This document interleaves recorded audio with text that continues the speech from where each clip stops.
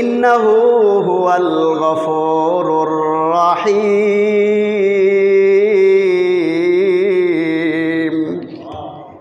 আল্লাহু আকবার কইতার না, আওয়াজ দিয়ে বলেন আল্লাহু আকবার।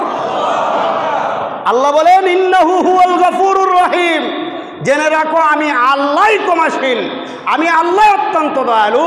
তুমি যদি বিশ্বাস করো যে আমার আল্লাহ আমাকে মাফ করবে, অবশ্যই আমি আল্লাহ তোমারে মাফ করে দেবো। সুবহানাল্লাহ বলেন। এমনভাবে মাফ করব দুনিয়ার কেউ তোমার নামে আর কোনো অবজেকশন করতে পারবে না, সব গুনাহ আমি আল্লাহ মুছা দেবো। বলেন সুবহানাল্লাহ। তাইলে আল্লাহর কাছ থেকে মাফ নেওয়ার দরকার আছে না নাই? তাইলে মাফ পাইতে চাইলে রমজান মাস যে এইভাবে ইবাদতের মাধ্যমে কাটাইছি, সারা বছর এইভাবে ইবাদতের মাধ্যমে কাটাইতে হবে।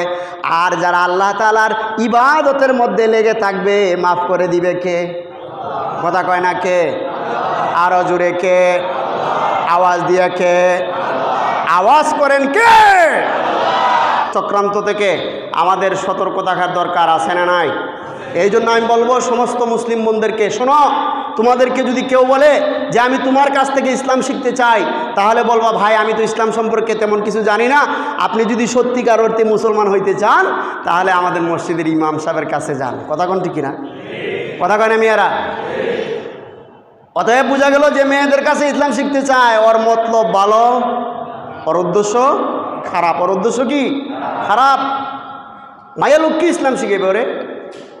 এই জন্য প্রিয় ভাইয়ের আমার, এই ষড়যন্ত্র থেকে আমাদের মেয়েদেরকে বাঁচানো দরকার আছে না নাই? আপনি লজ্জার কারণে মেয়ের সাথে কথাই বলেন না। আপনি লজ্জার কারণে আপনার মেয়ের সাথে কথা বলেন। এই মেয়ে, আপনার মেয়ের সাথে কথা বলা কি নিষেধ আছে? ভাবির সাথে তো কথা কইতে পারেন, নিজের মেয়েটাকে বুঝাইতে পারেন না যে তোমার ইজ্জত, তোমার সব কিছু আল্লাহ তাআলার আমানত। অতএব তুমি আমার কাছে আল্লাহর পক্ষ থেকে আমানত, এই আমানত দুনিয়ার কারো কাছে বিক্রি করবা না। এই কথাগুলো আপনার মেয়েকে আপনার বোঝানো উচিত ছিল।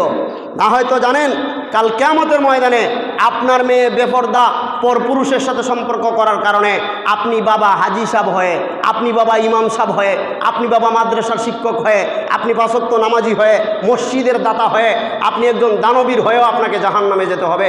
অতএব